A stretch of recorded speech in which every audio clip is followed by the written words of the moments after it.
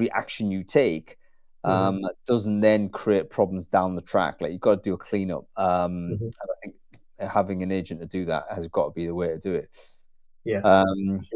Anyway, welcome everybody to Brainfood Live on Air, bringing it to you, I would say every Friday, no fail, but we're doing midweek Wednesdays now as well, as a midweek special. The demand for these conversations is such that once a week is not enough. So we've kind of gone like a unofficial bi-weekly on this. And yeah, great to have the people come on and share conversations twice a week rather than once a week. It's going to be a really interesting show, folks. We're going to talk about the state of the TA and HR job market as of Q1 2026. Why is this interesting? I think all of us have to be interested in this. Anybody who's been in the industry, we know it's been a roller coaster over the last 5 years. A couple of peaks, but basically a lot of troughs as well.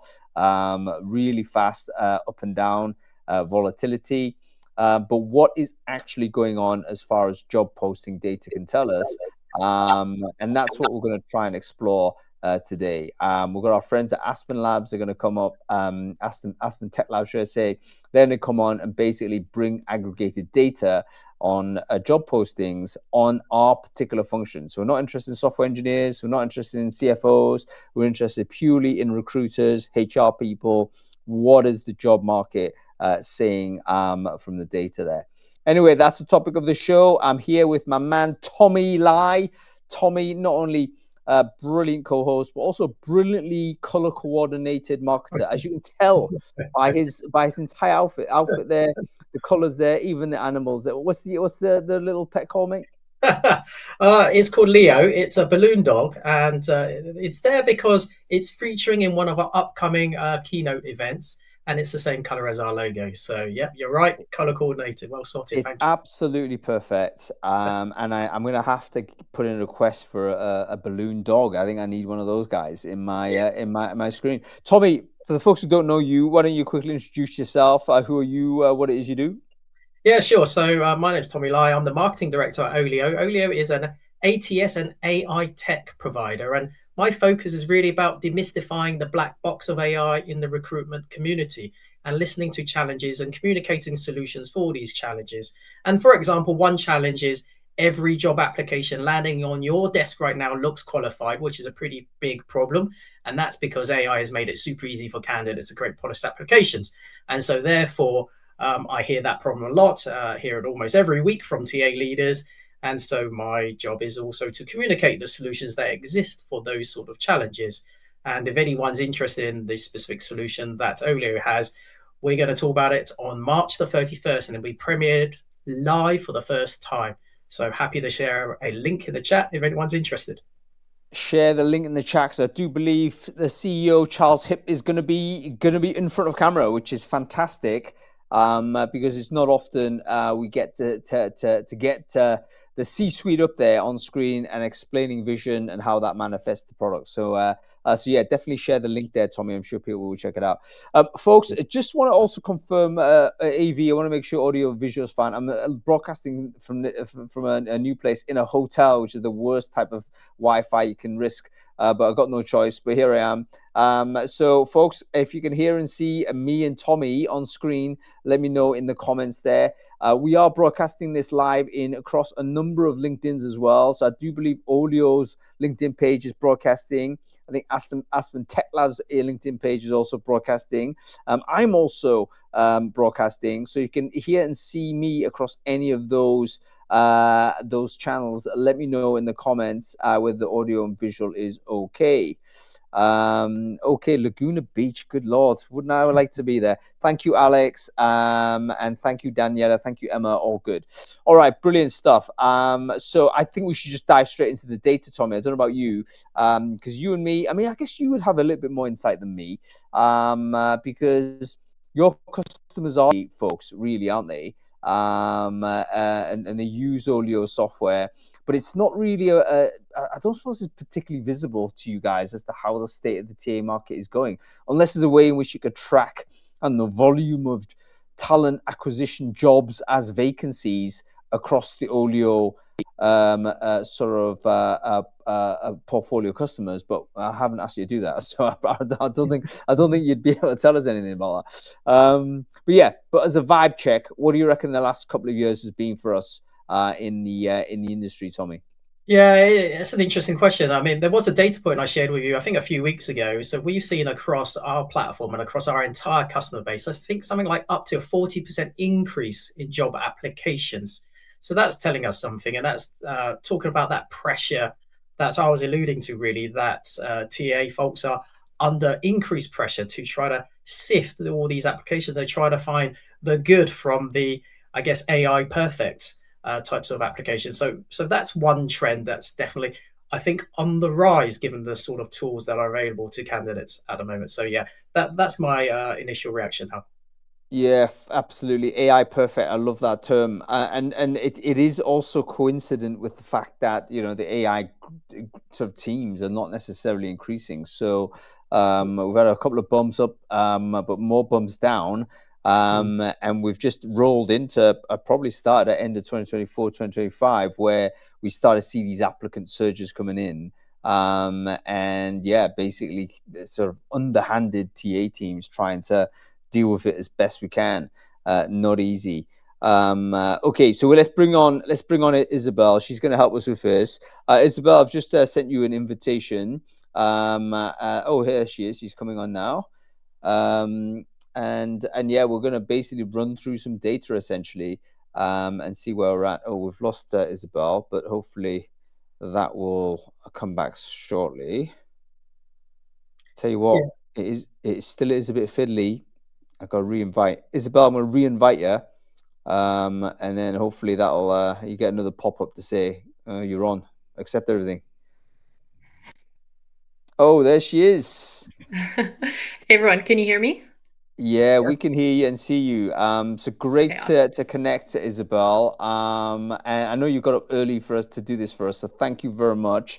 Isabel, can you quickly introduce yourself? Who are you? What it is you do? Yeah. It worked out because in the US we had daylight savings this past week. So it's Ah, actually we're an hour closer. So yeah. I it feel less worked so. I out feel this less week bad now. Yeah, I feel less for bad. everyone here. Yeah, it's 8 a.m. for me. So not too bad. So yes, I'm Isabel. I'm a senior product manager at AspenTech Labs, and I specifically work on our job market pulse product, which is our business intelligence on top of all the jobs data we collect. So a lot of people know us maybe for our web scraping or our jobs index, raw jobs, but over the last couple of years, we've been building out a solution on top of all this data we have to say really what the heck is going on with the job market. I think right now, especially, there's lots of questions: what's going on with AI, what's going on with the government reporting. But I can kind of share what we have, which is data we collect directly from kind of over 300,000 corporate career sites. So it's not job boards, it's not kind of LinkedIn or Indeed, it's jobs coming directly from corporate career sites and what we've kind of seen over the last couple of years. Yeah, that's brilliant. And the reason why that's like it's worth talking about that in terms of data quality is because these are jobs that are direct employer and they're connected with the creation of a job within an ATS. So this is not a scenario where the job is public and a bunch of recruitment agencies have decided to clone that job and post them everywhere, and then suddenly that one job translates into what looks like 50 different entities, and it really confuses what the job market is saying. The information that we're going to be looking at here is purely drawn from career web pages. So these are companies on their own domain that are saying, actually, we're hiring for this. Exactly. Yeah, perfect, perfect. Okay, well, listen, Isabel, I asked sort of you guys to focus on our little industry, TA and HR. I think we got the vibe. Obviously, it's been tough market, but I wanted to just say, okay, do we have any data to just validate our feeling that it's tough, or is it just a vibe session? I mean, we've talked about that scenario. What is it? What is it we're looking at? I wonder whether we could dive straight in there. Like, what is how far does the data go with regards to talent acquisition jobs, and what can you tell us about it, Isabel? All right, can I share my screen? You can give it a shot. There's this thing at the bottom. I think you got full permissions, but give it. You see that little arrow there? There we go. Okay, cool. Okay, so definitely we'll spend majority of our time on what's going on in TA, but I just wanted to quickly start with what we're seeing in this job market as a whole to provide some context, right? Because we can say, okay, TA is up 3%, down 3%, but how does it really, what does that mean in relation to the whole job market as a whole? So I thought we could just start there really quickly. So I think I kind of gave an intro about AspenTech Labs and our job market pulse product. So the February BLS report just came out last week. So I wanted to highlight it here. This is the government kind of reporting, and it said we lost 92K jobs in February. It also revised January down slightly and December actually down quite a bit. So one, interesting data point, I think this is based on payroll data for how many like jobs were added or removed kind of in February. And, I think it's the market moves on BLS data. The US government has been collecting it for a long time and has their methodology, but we think maybe it's not perfect. So it's lagging, it's kind of released weeks later, it's only based on survey data. And then kind of most importantly, they've been making tons of revisions. So December was like up when they released December, and now this time they just revised it down. So it's really hard to kind of get a picture of what's happening. I think as we start to move over to our data, like it's collected real time each day from corporate career sites. So it's really fresh, and also it's not changing historically. So quick one, Isabel. Let's go back to this on data quality. I think it is important to underline this. BLS, this is sort of, it has been for a long time the benchmark measure of job health, hasn't it? But could you flick through one more? I'd love to see the bullet points on this. This is really interesting because some of these, all of us need to become more data literate, is the point I'm trying to make. And even though government might end up with all the best intention in the world to publish this information, there were huge problems. The sampling itself, like how was the data collected, turns out is collected by telephone. So in other words, you can imagine hundreds of people calling up, I guess, HR departments. And what are they asking exactly? Are they saying, have you created a new job? And then you just imagine, okay, how many people are actually picking up that phone? How many of those people who do pick up the phone are giving accurate information? How many of them are just, lonely and just want to have a chat with somebody? Like, we don't know, right? So data collection, big problem. And specific month February, where there was so much weather like issues, like were people picking up the phone? Like, is that going to have an effect on the like quality of the data? And I don't know. So it's. Can I ask a question here, Isabel? You may not be able to answer this. I think the BLS guys might definitively know. But how do we know that the correction is correct? Because when sort of they say, "Oh, we got it wrong 2 months down," like what new information have they got 2 months down the line that they didn't have previously? Do you know that?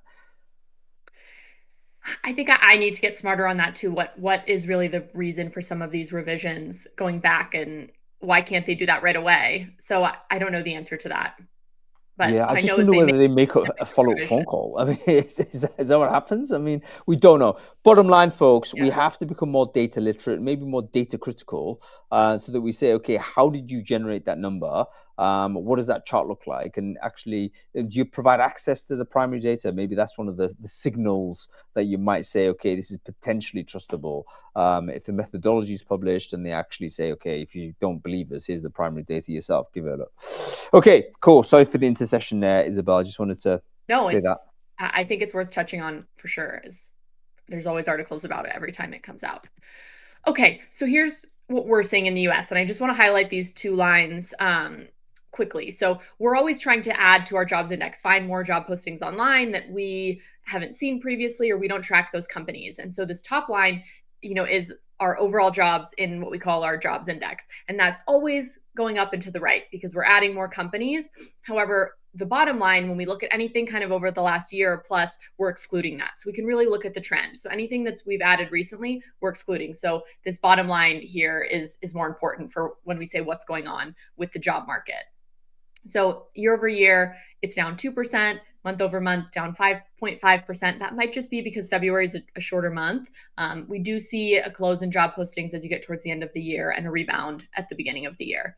And apologies if I'm looking to the right. That's where my monitor is. So everything else we're talking about today will just be this bottom line. So excluding kind of anything we've added in the last year, just in case anyone was wondering if that was affecting our data. It's not. Yeah. So that's what we're seeing in the US. We do have jobs from agencies, so recruitment agencies. So it accounts for like about 17% of our jobs. We can exclude them though. So when we can play around with it, I can show you, okay, what are we seeing when you exclude agencies? Just looking at direct employers.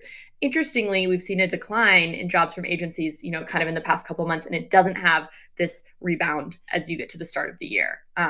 Direct employer jobs, and this is for all jobs, not TA quite yet, is actually down just 1% year over year. So I thought that was interesting as we kind of start to dig in. What's your theory behind that, Isabel? I don't know if it's a little bit of a delay, if companies, as we get to the start of the year, are like trying to see how hiring is going on their own.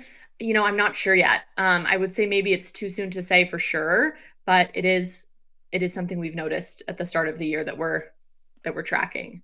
Or maybe change of behavior from recruitment agencies, right? So recruitment agency friends, anybody who's working agency side, like, have you stopped posting jobs? And what would be the explanation for that? Let me know in the comments. I'd be interested to know whether you've had the assessment that it's less effective, let's say, or perhaps it's got more expensive, or you got another route to find candidate.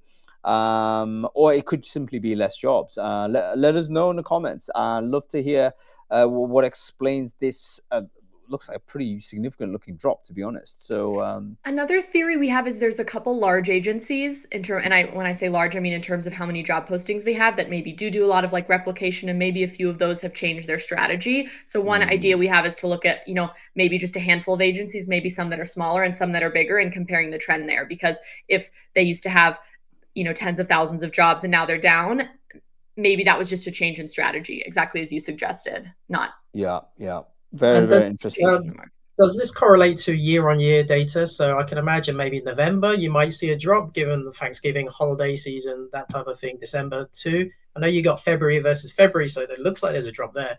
But is it the same November on November? So in our annual report, which was like year over year, we were down 3% in the US. And so actually, as of March 1st, we're down 2%. So we've actually seen a slight uptick in the beginning of the year, like year over year comparisons. Okay. So overall, it is going down. That's what you're saying. Yeah, that's job vacancies going down generally, right? As the big headline. I mean, again, lots of nuance on that, but just the absolute numbers of vacancies created this time compared to last, it's down 2 to 3% essentially in the US.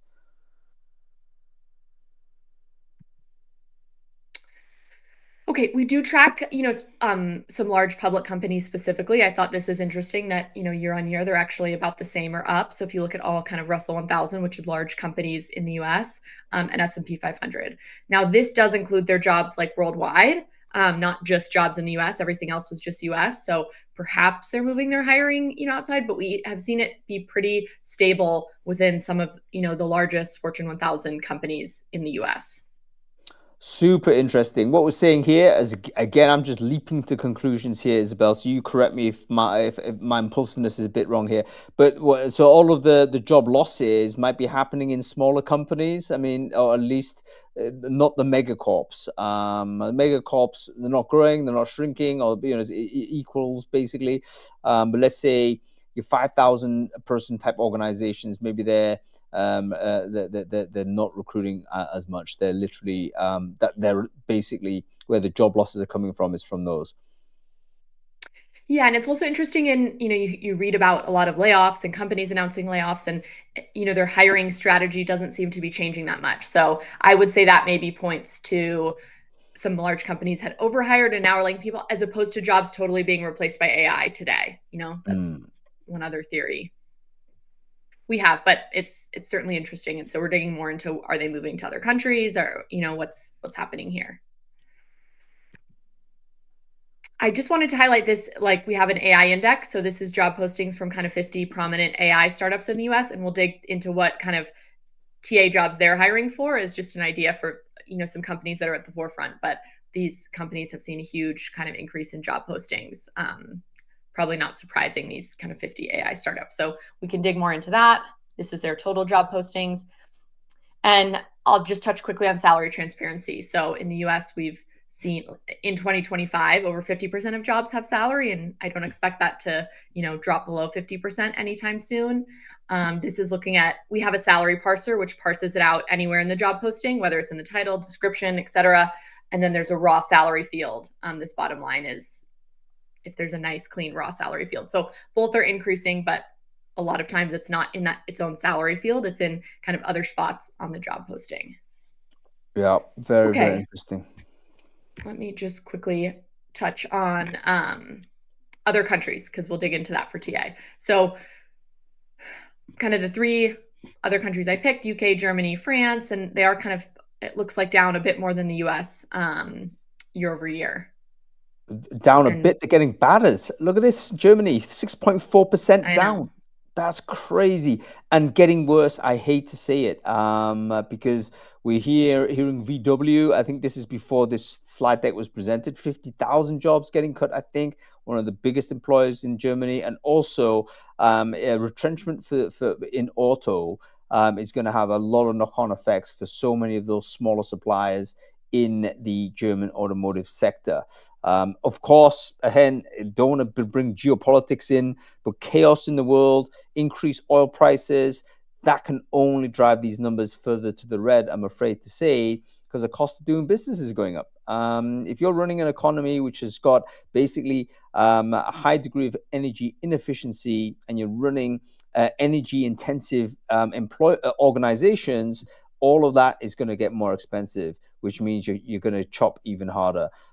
So yeah, these are grim numbers, but it looks like it's going to get grimmer, at least for the foreseeable.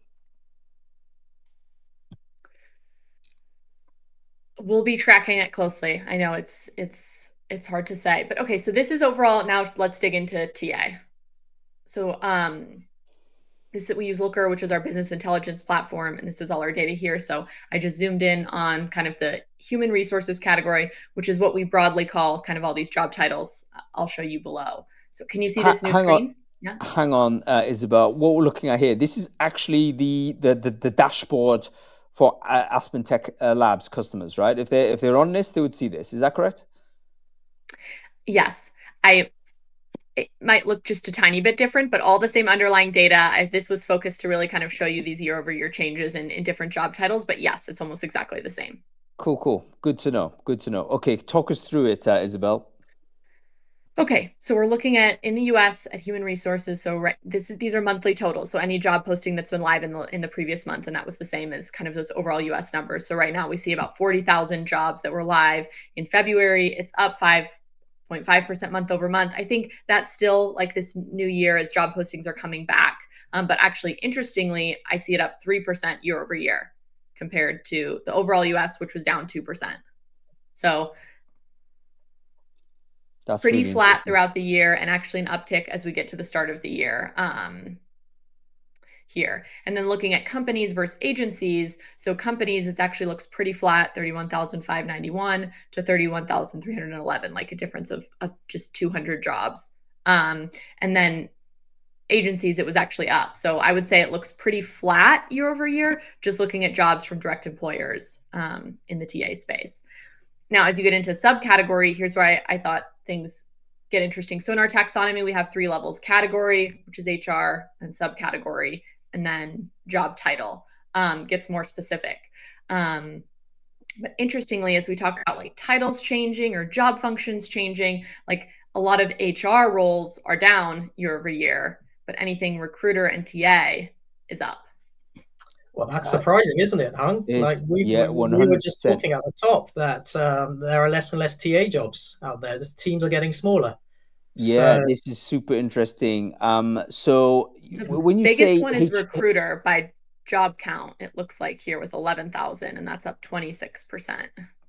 That's crazy. Folks, have you got a theory? Let me know in the comments. Does that feel right to you? Bear in mind, this is United States data over the last 12 months, and it's drawn from, again, these career websites, right? So this is employer. We can trust this data, and it's not sort of dupes and stuff like this. What explains this scenario where human resources, that term, so we're talking about terms here, the term has gone down but recruiter has gone up in a crazy way. What's your theory?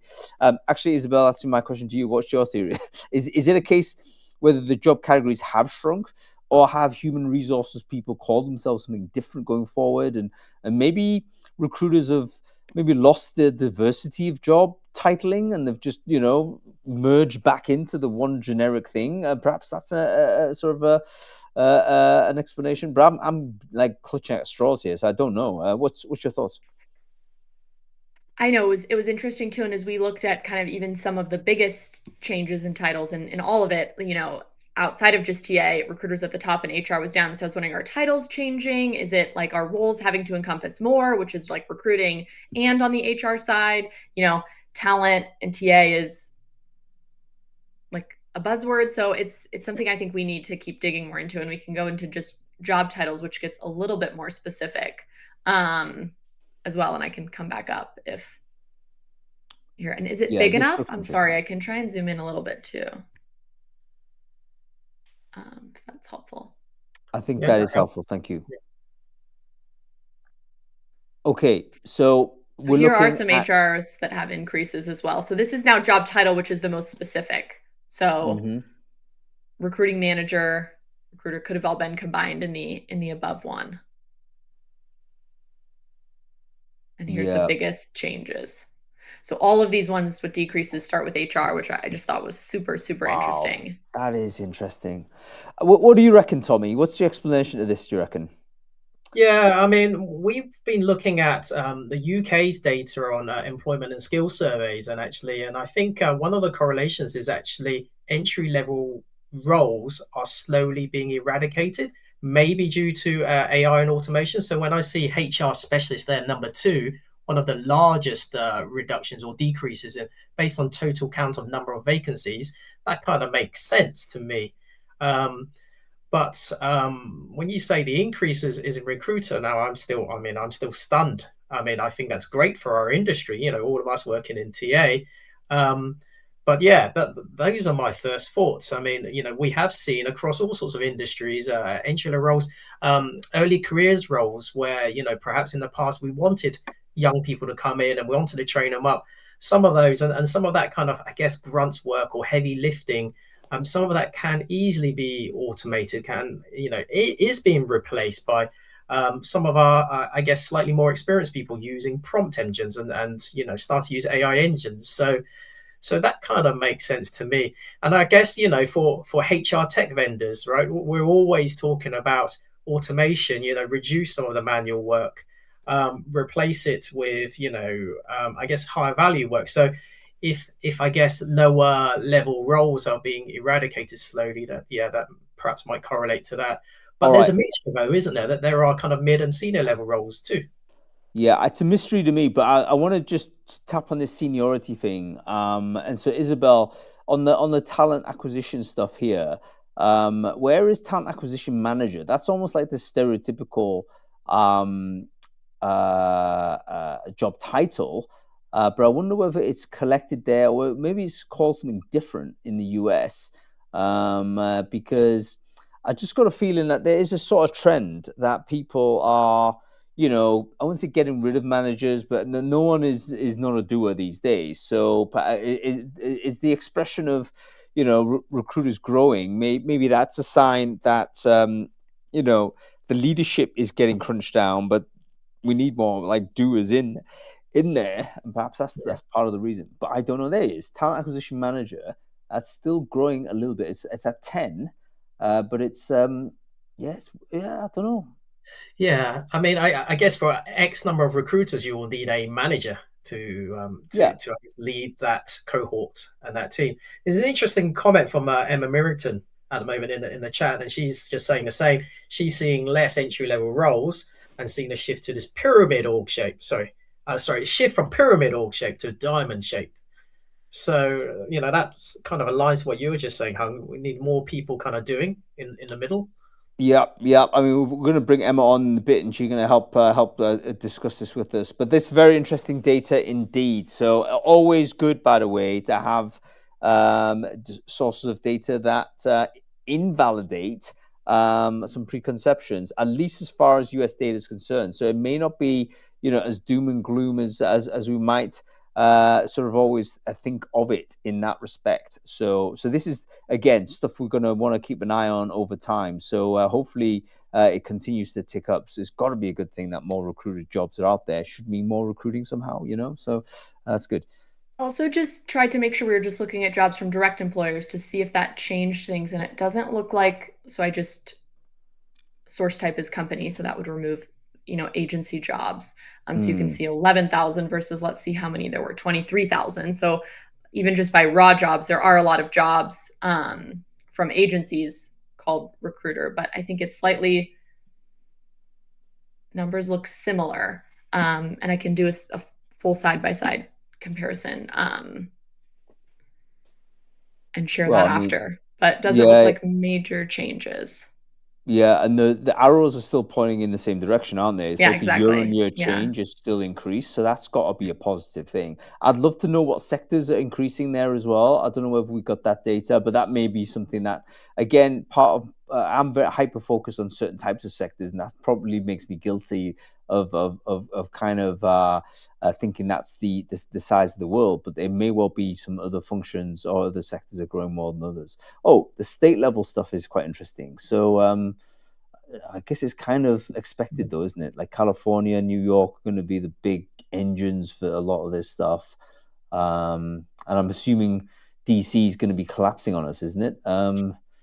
I don't know. I mean, someone's been hammered. Georgia, what's happened to Georgia? Those poor guys. What's going on? It's like European levels of redness. You can zoom into MSA as well. So Dallas increasing, San Francisco, maybe we've been hearing San Francisco's coming back a little bit, increasing. Yeah, Atlanta is Isabel, is it fair to say, I think from my limited knowledge of kind of industry specialism in US, is Texas big on utilities, oil and gas? I think Texas is also growing on the tech side, and I think Texas has a lot of has net like immigration, like more people are moving to Texas and moving out of some other states. So I think it's growing in lots of areas, and some companies have moved bases there. So that could be it, as opposed to, yes, it is utilities, oil, like gas, but I think it's broader than that. They have a big tech scene as well. Yeah, and one of the things that we're all ignorant on is like different sectors, like the numbers of people that work in those sectors, and is not always clear. I don't think oil and gas employ that many people, sort of, at least not relative to the economic value of the work. Whereas certain other sectors, basically have loads of people in them. Healthcare, for instance, social care, have got like hundreds of thousands, maybe millions of workers in there. So yeah, super interesting. See, another thing I thought was interesting is remote. So we talk about, is remote going away? Is it coming back? So we've seen remote, vacancies in TA actually increase in the last year. So they're 113% of where they were a year ago. Totally against my vibe on that. Yeah, I had the same thought. Yeah, that is totally against my vibe. Folks, let me know what you think. Is this, I mean, I guess this is all still US data, right? So US friends, how does this read to you? Does it make sense or not? But if it doesn't make sense, we have to have a theory on this. Yeah, very good indeed. Okay, so we can look. I think I have UK selected first, and then we can zoom into. Okay. Would you like, or? Yeah. Let's dive in. Okay.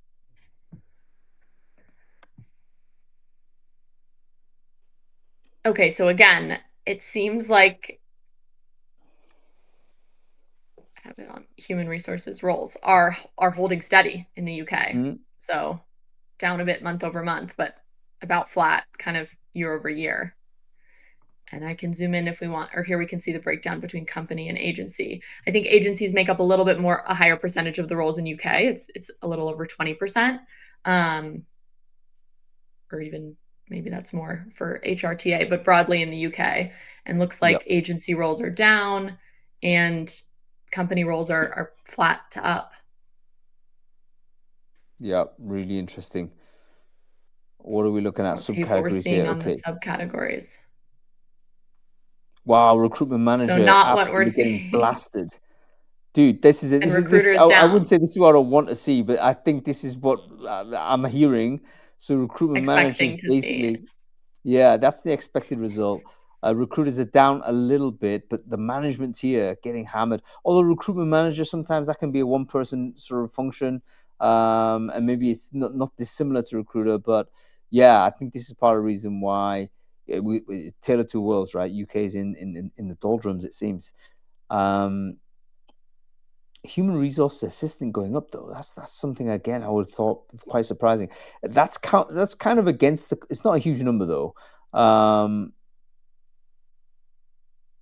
Takes a second to pull up the raw jobs, but you can see like what. And by the way, if anyone wants access to play around with this, let me know. We'll give you an access just to demo it, play around with THR, because we're all trying to understand, what's going on, and we welcome any feedback. But sometimes I like to just check, like, okay, are we classifying these jobs right? But it looks like, so I just quickly can pull up like a sample here. So it looks like it is assistant, some administrative assistant, but for the most part, it is. There's a lot Just in of case public maybe sector. we were classifying them something differently. I love that. There's a lot of public sector. I see a few sort of legal firms as well. Police are in there. That's interesting for you, isn't it, Tommy? Not to say he's interested in the police, but Some of our customers listed here. Yes, yeah, more of our customers actually. As you keep scrolling. Yeah, really, really good. Olio, by the way, basically heavily into the police, the ATS of the police force in the UK. Okay, and we obviously see some agencies there as well. Very, very interesting. Okay, what else do we need to look at here, Isabel? Should we look at Germany quickly? Yeah, let's do it. What's going on? Okay. Let's see. Just take a second to update. Okay. Wow.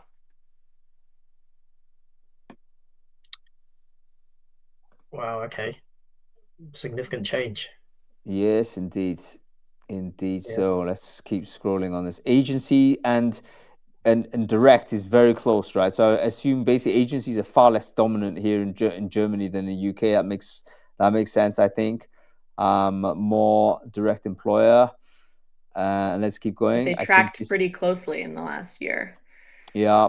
And again, folks, this is HR data, HR jobs data in Germany over the last 12 months. What are we looking at here? Talent this is at the subcategory. Yeah. So down, talent acquisition manager, which you had mentioned earlier, is actually the one that's up in Germany. Interesting. So interesting. Wow, this is great. And then I know a couple other things one other thing I wanted to show. So we have this list of 50 kind of AI startups that we look at, and here's the human resource trend for these companies. So they're growing overall, no surprise, they're kind of growing on the HR side. And I just thought, what are they calling kind of some of the freshest roles to see if that tracks with what we were seeing? Are they hiring recruiters? Are they, calling it HRTA? So this was I was playing around with this right before, which is what some of the most recent roles are. So you have, and obviously some of these have crazy high salaries from OpenAI, which is maybe not a surprise there. Is it? Zoom in more. Technical recruiter, I saw a lot of that. Recruiting operations manager, infrastructure manager. So maybe that speaks to recruiters kind of doing more. So I just thought this was interesting. It is very interesting. So these are AI companies. These are the list of 50 AI companies, the TA/HR jobs within them, and what are they actually calling? Do you have any data in terms of what terms are starting to increase in usage compared to which ones are starting to slide away, Isabel? So skills, we're almost there. I hope for our next one we'll be able to look more into skills to see what's growing and not. We took a big stab on the tech side with like tech stack, and then now we need to bring in kind of more TA and HR and marketing terms. So that's something coming soon from us, is to be able to dig more into skills. So sorry, I didn't have it done in time today. But good to know that things are moving there. And another question for you with regards to the type of engagement that we're seeing. One of the things that I've noticed, again, anecdotally, is that a lot of the recruiter jobs seem to be like fixed term contract rather than permanent type contracts. And I think that speaks a little bit to, companies, let's say, not wanting to take on fixed costs without sort of some some card to play, which is obviously not renewing a fixed term contract. So an increase, if you like, of precarity into the function. Is that data you've got at all, Isabel? Is it not? So we do have employment type there, and I didn't have it pulled up today for HR, but it's absolutely something we can look at to see if these kind of if that theory is right, if we're seeing more kind of contract roles. So it's definitely something we can look into. Yeah, super interesting. Okay, Isabel, this is brilliant. Thanks for doing all this. We do have a little on Waveside AI. So anyways, more to zoom in. If anyone wants to see more, please let me know, or we maybe have some ideas for next time anyways. So yeah, definitely. I want to keep doing these shows because folks, is this interesting? I mean, let me know in the comments because I've basically spoke to Lana and Isabel and I said, hey, listen, it'd be quite cool to do at least a quarterly stuff like this and just pipe it in so that we in recruitment stroke HR can monitor what the heck things are looking like, particularly if we're out there, charging away and trying to find jobs for ourselves and having a struggle. So yeah, very, very useful. Okay, I want also people to comment in and let us know what your theories are on some of the things we've discovered. Has the data shown that Isabel showed us there? What is it confirmed in your preconceptions, and what has it actually invalidated? This is something I'd really hope to get on with a little bit more. Okay, Isabel, you're free to go, but I'd love to keep you on screen if you're okay with it. We're going to bring on Absolutely. Emma Mirrington. I think Natalie, if she's here as well, I'll bring her on as well. By the way, folks, anybody else wants to come on and have a chat with us, feel free. Just raise your hands in some way. I'm happy to drop you in. I want basically to have a discussion basically on what we've just seen. So yeah, if you want to join us, just raise your hands and I'll get you on. But Emma, I've just invited you on screen, so you're going to join us in a bit, and then we'll see where we're at. There's Emma. Emma, great to see you again. Hi, everyone. Emma, for the folks who don't know you, why don't you quickly introduce yourself? Yeah, hi everyone. I am CEO and founder of the Talent Labs, formerly known as The Firm, which was a LinkedIn group for talent acquisition professionals. And we're now a fully fledged membership organisation for talent folks, spanning talent acquisition, talent management and talent development. Also do lots of training and consultancy too. Yeah, brilliant stuff, Emma. And Emma, you left out the most important bit, which is you and me used to be colleagues, didn't we? We did, sorry, hon. Come on. Why is that not? Why is that not many years ago? The first thing on your CV. All right, there's Emma. Make sure you connect with her. Em, what is your view on the data that Isabel showed on screen? Was there anything that surprised you from that, and maybe conflicted a little bit with your own sort of sense? Yeah. So initially with the US data, I was really surprised because that wasn't what I was seeing. And we are predominantly a UK-based organisation with our membership. 70% of our members are in the UK. So I would say actually then when you showed up the UK data, that's much more reflective of what we're seeing. I think I touched on the sort of Tommy saw it as well, sort of the fact that we're changing organisation shapes from being a traditional pyramid where you have lots of entry-level roles at the bottom, or less senior roles at the top, and now moving to much more of that pyramid, the diamond shape. So less entry-level roles at the bottom, much more of a sort of push and focus on that middle management. And so from a TA perspective, that 360 recruiter role. So I think we're seeing less opportunities for senior folk in TA, less entry-level opportunities, much more of a focus on sort of that middle level tier role. And it's interesting because you can it's sort of semantics of role, because some of these might be a TA manager. So Hung, you said that a TA manager could be responsible for 360 recruitment in some organizations. In some they may be managing teams. Yeah, we've not helped ourselves with the terminology there, have we? Like business development manager, are you managing the business development, which is fair enough, it's one way to understand it, or are you managing business developers? But they're two different seniority levels, clearly different categories of jobs, but we've commingled them together, and it's very difficult to pass that out. And I guess the only way to do that is probably to to get like employee size, so head count against the title, and then try and figure out what is really meant by a recruitment manager. So yeah, super interesting. But yeah, Tommy, your thoughts on this? The idea that functions are becoming more pyramidal, diamond shaped rather than pyramidal, should we say? I mean, as a marketing person, I mean, are you seeing this also? I mean, is a case where you want doers in there rather than just loads of tiers of management? Yeah, it's happening in our marketing team, actually. So whilst we used to have headcount for 2 junior marketers, we don't anymore. And so, sadly, to a degree, for my team, some of who might be on this podcast listening today have absorbed some of that work. I mean, some of it, we found efficiencies by ourselves using more AI in our daily work. And I think that's probably going to keep happening. I think I see that across all industries and all roles. In every function, we're all encouraged, and the one thing that all CEOs and business leaders want, and that downward pressure, is use more AI, find more efficiencies, do things faster, quicker, at lower cost, use less people. So I think that's probably going to be a trend. But I think there is an upside to a degree, though, because it will help us to a degree if we leverage the right tech, probably to get back to doing more strategic work, doing higher value work as well at the same time. So, but yeah, sadly, I think there will be an impact on early, and there will be a continued impact on early careers. And certainly, I keep seeing that in marketing for sure.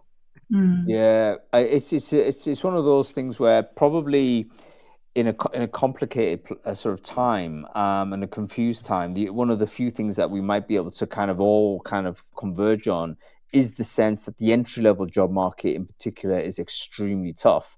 And that is obviously hugely problematic for every company down the track, and also society down the track. What is it in the UK? We dip below like 10,000 vacancies for graduates or something. UK produces like 350,000 graduates a year. I saw some stats around. So for NEET, not in employment, education and training, last year it was around 900,000 young people between 18 and 24, and it's now jumped to 985,000 in the UK. So it's really increasing. Yeah, really, really difficult. What do we do about it, Isabel? Is there anything we can do about this? I mean, is it the case? I mean, I know I'm just putting you on the spot, but is it the case that you think basically companies are going to just continually optimize for the revenue of course, continually optimize to reduce cost, and unfortunately, it's going to mean that that career ladder is going to be continually hacked away. What are your thoughts on that? Yeah, it's hard to say. You have someone like Jamie Dimon, like CEO of JP Morgan Chase, and let's say he figured out he could do the work with half the people. Like, would he do that? And what would be the repercussions on the economy? Like, I think he probably wouldn't. And so what are other things they can do? And what would, so it's hard to say, but obviously like bottom line is important. So I'm not saying they wouldn't, or they're like super altruistic, but I think, you have people thinking about that and how is it affecting the economy and broadly. But I did think Anthropic last week published a report on kind of the job market. And I thought that was really interesting. So I can send a link in the chat on what kind of they're seeing and what's the expected view and in terms of what's actually happening. But they also mentioned entry level hiring has seen a drop since ChatGPT launched. So yeah, I think we're seeing that for sure. I think there is a social. Oh, sorry. I was just going to say, I think there's a social responsibility angle to this as well. So a few of our members have they've actually stopped recruiting for internships and graduate programs. However, they've retained their work experience and work inspiration programs. So although they're not necessarily able to offer the permanent entry level opportunities themselves, they can still give younger people work experience and work opportunities, which I think is great.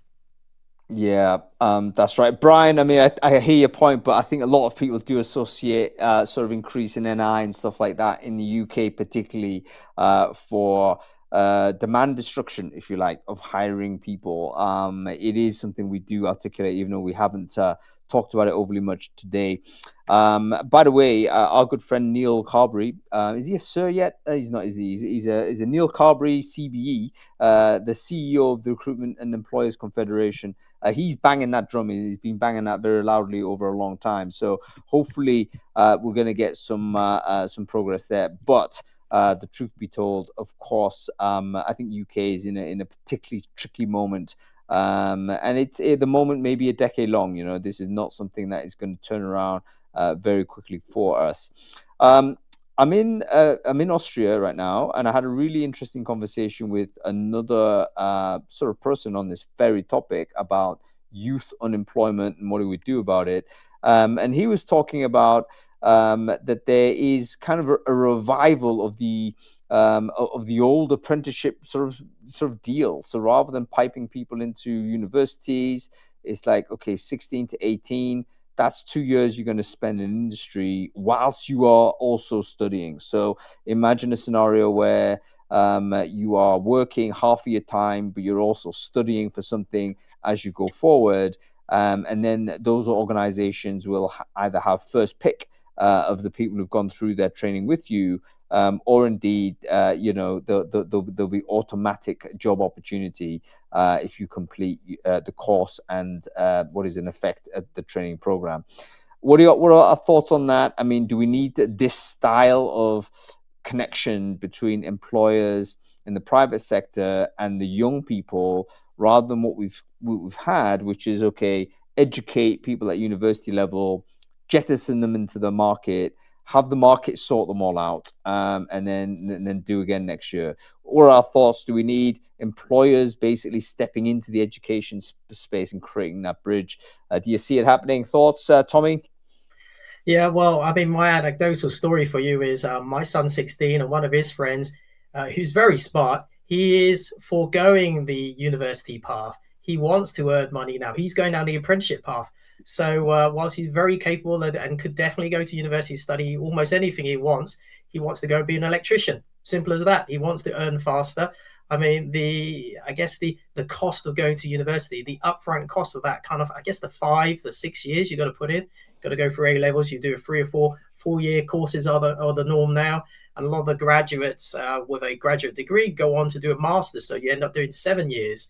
And that's kind of the benchmark now, isn't it? Because to try to compete, like you talk about the 300,000 a year, and there aren't 300,000 those entry level roles after your degree or master's. So it's super, super tough. So yeah, I think it'd be wonderful if we all redesign our employment opportunity and I guess take people on younger. I mean, one example within Olio, I did say early career roles or entry level roles within marketing, but in our technical department, we do take on trainee developers, apprenticeship developers, and we put them through years and years of training, and they do come out, they graduate, and they go on to become senior and experienced developers within our tech department. So we've seen it. We're embracing that ourselves. It is one path, but that also helps with the kind of specialist skills shortage as well. So Emma was referring to that needs number. I mean, I quickly referenced that we analyze the UK government employer skills survey.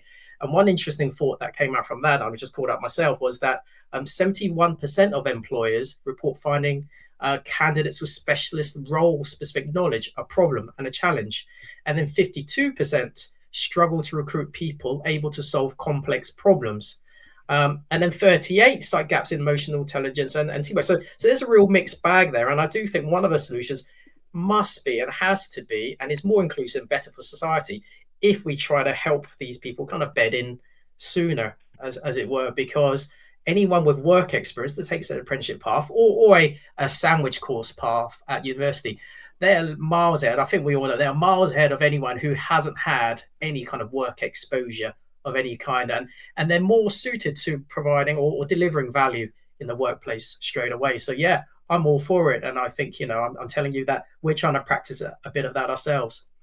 Yeah, really. I'm all for mandating a kind of a sandwich course for a university grad. You have to just go get a job for you. You know what I mean?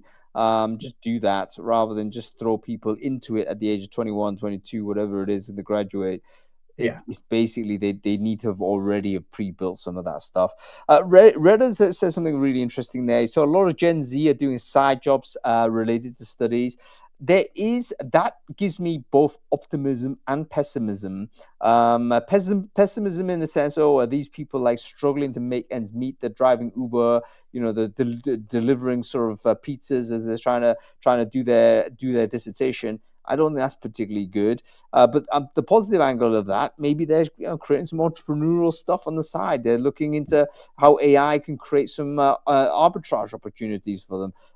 Maybe we're going to end up with a situation where I think we will, won't we? We're going to end up with maybe a small minority of entrepreneurial young people that will have huge success exploiting new technologies and doing really well. But we're probably going to have the bulk of them basically be battered a bit by the conditions. Okay, let's talk about the sort of the TA world in general. The remote work is ticking up. Any explanation or thoughts on this, Emma? This is US-based companies posting TA jobs, and it seems there's a big increase, or at least some increase, of remote TA. Thoughts on this, Emma? Yeah, I've not really seen that from sort of the data that we've seen. I know that people are really keen to still work on sort of hybrid recruiting patterns, but in terms of sort of an increase in remote opportunities or even an increase in sort of return to office, no, I wouldn't say it's sort of something that we're particularly seeing at the moment. The thing that we have seen is an increase in the contract opportunities, so less permanent opportunities for TA, which I think again is because of sort of the volatile environment we're all operating in at the moment. People not necessarily wanting to or able to increase their permanent headcount, but just sort of want to be able to turn the tap on and off. Yeah, the FTC, those letters have swiftly followed any job adverts I've seen, at least again in the UK, so to say. So yeah, maybe we're going to end up as a default, where we're going to have to get used to 6-9 month contracts rather than full time. Which when we think about it, people have got full-time jobs anyway over the last 5 years or more, and that it hasn't resulted in any increased security really. It just means that everyone's just got to be a little bit more alert as to their career management than perhaps they did before. And I think that's another thing that all of us in TA and HR have got to get better at, which is kind of this: yes, you've got to do your job, but at the same time, you have to manage your career. It's called career cushioning, which is a new term. I hadn't heard of that before. Career cushioning is when, alongside your sort of main role, you're really sort of focusing on what you can do to enhance your skills, making sure that your LinkedIn profile's up to date, that you're really sort of leveraging and working your network. So that's a term that I hadn't heard of before. It was a really interesting report by Robert Walters, actually. I should pop the link in here. But it also, in that report, said that 85% of professionals are looking to potentially consider a career move in 2026. And that's not just TA, that's sort of across the board. And I was really quite surprised by that. 25%. Does that make sense to you, Isabel? 85%. 85. My God, we've got 85% people looking to not only leave their jobs, to switch career. Isabel, do you have any take on that?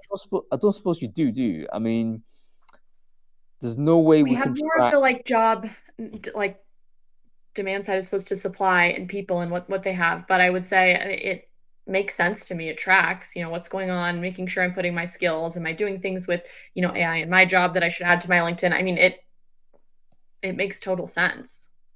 Yeah, I can see. I personally know people that have actually left corporate altogether, particularly senior and experienced folks. These are individuals that I would say 3-4 years ago might have, been headhunted. They'd never be on a job board. They'd be high demand.